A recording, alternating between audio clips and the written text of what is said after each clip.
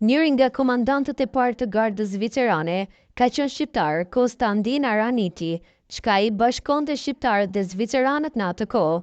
Ishin mercenar, jetonin në kodra, male, visa alpine dhe lufta në shërbim të tjerëve ishte një mundësi për të fituar para. Enam, nëna e Konstantin Aranitit quhej Despina Araniti, ishte greko-italiane dhe vjera e Skënderbeut. Në prill të vitit 1469, Despina Araniti dhe i biri i saj Konstantini u shfaqën në Rom para Papa Palit të dytë dhe kardinalëve të tij dhe kërkuan para dhe strehim. Kishin ikur ndërsa në viset shqiptare marshonin trupat e Sultan Mehmetit të dytë.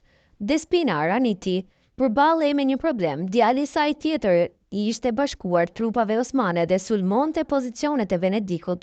Kur u paraqit para kardinalëve në Rom, më 1469, Konstantin Araniti i habiti ata me shumë gjuhësin e tij, fliste shqip, italisht, latinisht, greqisht dhe slavisht.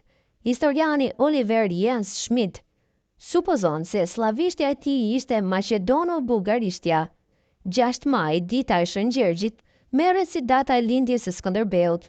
6 maj është dita e rëndësishme edhe për gardën zvicerane në Vatikan.